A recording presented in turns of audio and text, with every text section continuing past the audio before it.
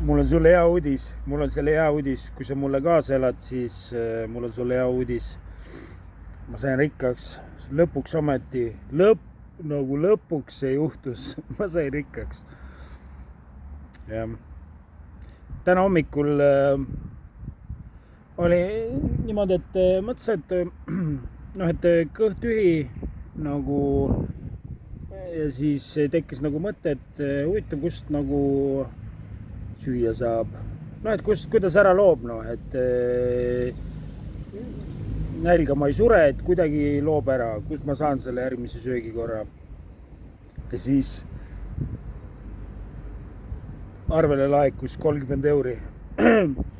Mul tekkis miljonäri tunne, selline tunne nagu lotoga oleks miljoni võitnud reaalselt nagu.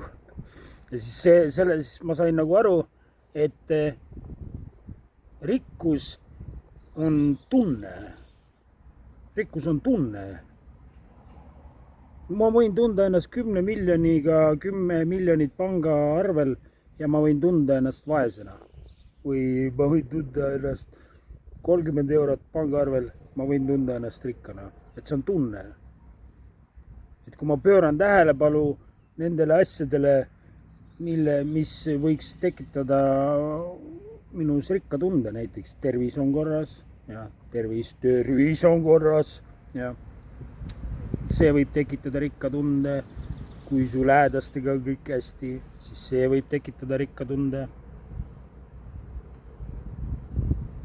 Mis iganes kellegile võib tekitada selle rikka tunde. Et ma olen vabaduses, õues saan olla. Mõned inimesed ei saa õues olla. See võib tekitada rikka tunde. Et rikkus on nii-öelda tunne. Et mul eelmine aasta umbes samal ajal mul elu toetas mind seal 2-4 tuhat eurot laekus iga kuu arvele. Nüüd nii palju ei laiku.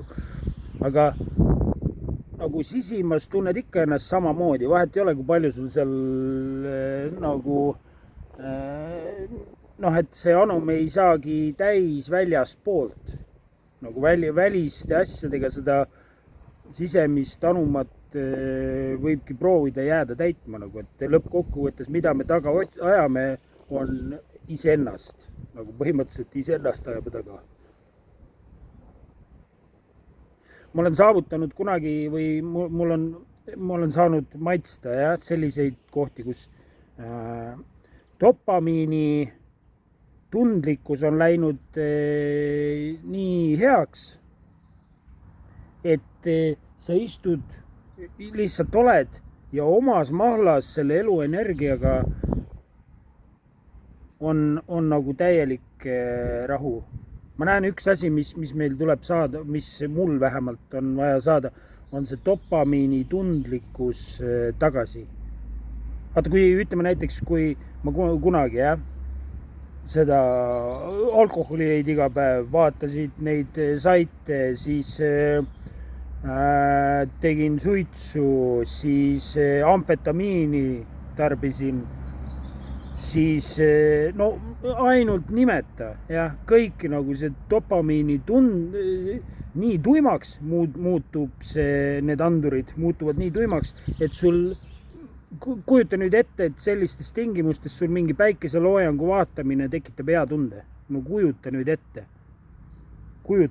ei selline asi ei ole võimalik. Aga kui see dopamiini tundlikkus, selle saab nagu tundlikumaks muutub dopamiinile tundlikumaks, siis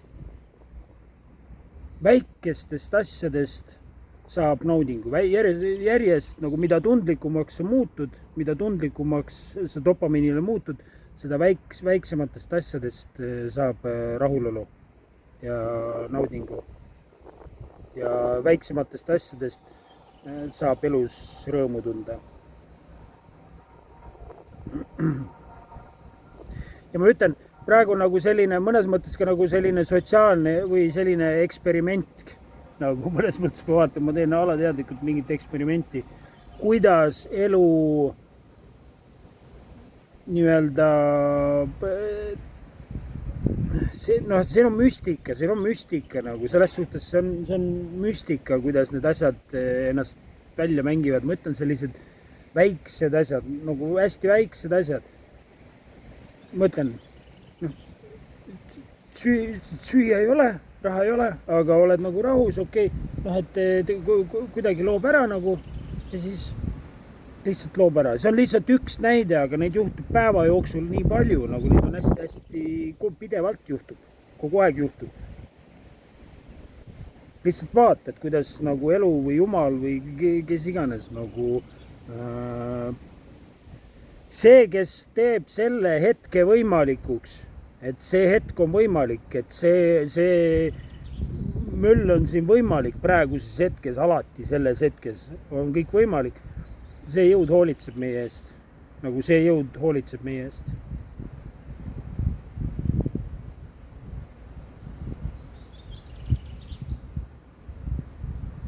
Lihtsalt seda jõudu nagu järjest rohkem nii-öelda usaldama hakata ja siis see meie mõistuse pool, see meie ego asub ka selles hetkes ja siis see hetk juhib ka seda nagu, et need kõik need ideed tulevad ju kusagil, nad ilmuvad välja.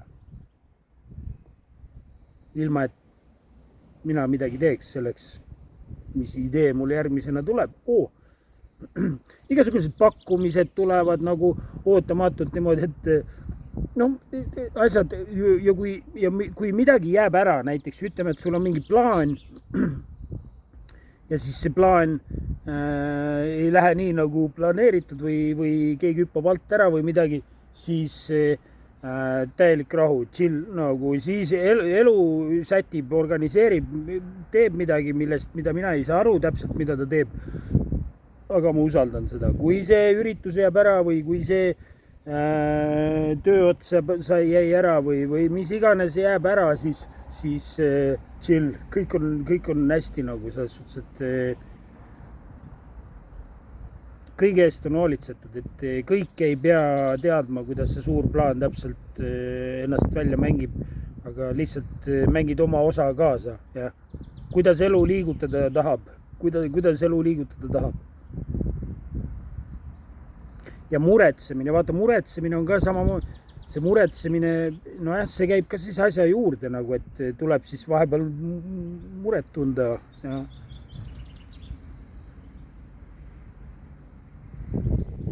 kuigi sellel ei ole nagu otsest vajadust.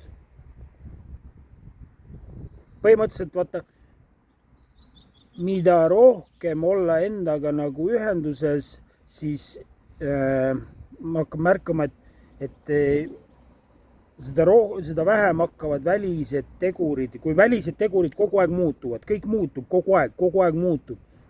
Aga kui olla nagu teadlikult olemas või endaga kontaktis, siis ei mõjuta need välised tegurid nii palju enam. Kõikide asjade nägemine hakkab nagu muutuma nagu rohkem stoilisemaks või neutraalsemaks. Kui midagi nagu väga, sa ütled millegile väga jah, mis midagi juhtub sulle, sinuga, sa ütled jaa sellele, sa oled rõõmus, et see juhtub nagu, siis ka need nagu suhtud neutraalsemalt ja see on okei, et see juhtus. Ja kui midagi läheb, plaan muutub järsku, sul oli mingisugune plaan ja siis miski keerab selle plaani pea peale, siis see on ka okei. Kõik nagu, ja siis on nagu tunda, et see kese, see vaata meie kodusagedus või see tuju või see olek, kus me keskmiselt viibime enamus ajast või see, mis see keskmine on, kui hakata kõike nagu neutraalsemalt nägema, siis see kese hakkab tõusma, see rahu kese hakkab tõusma, see sisemine rahu hakkab kasvama järjest. Ei ole neid kõikumisi nii palju, neid hästi suuri kõikumisi ja hakkab vähemaks jääma. Vaata, muidu on, emotsioonid lähevad hästi kõrgele, jess, ma olen nii rõõmus, vaata, pill tuleb pika ilu peale ja sa oled nii rõõmus, siis nüüd peab minema ka sinna vastupidisesse kohta, kus on kõik on ja siis on jälle ja siis on jälle ja siis mingi hetk väsid ära sellest kuradi kõikumisest, no mõtled, et kuule, rahu, oota, ma ei viitsi siin seda mäe tipus, orus. Teeme nii, et kõik on neutraalne, kõik püüad näha, et järjest rohkem hakata nägema asju neutraalse pilguga. Kui on väga hästi kõik, see läheb mööda. Kui on väga halvasti kõik, ka see läheb mööda. Ja siis ei sõltu vaata sellest, kui palju su pangaarve peal midagi on või mis su elutingimustes on täpselt, siis see kese on nagu enam-vähem sama kogu aeg. Ja ei kõiguta need välised tegurid enam nii palju.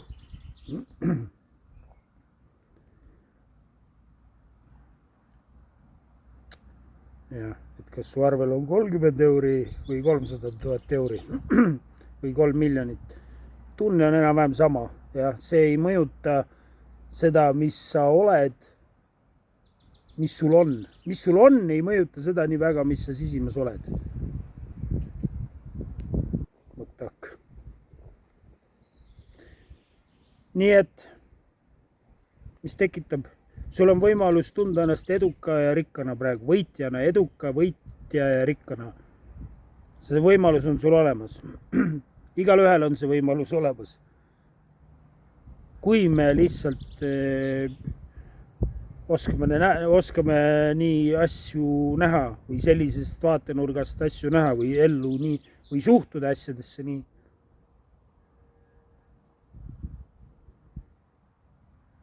Et rikkus ei sõltu sellest, kui palju sul mida on, vaid sellest, kui tänulik sa oskad olla selle eest, mis sul on, mis sul olemas on, ja? Mis sul on. Kas me keskendume sellele, mis meil on, või me keskendume sellele, mis meil ei ole, mis meil puudu on. See määrab siis,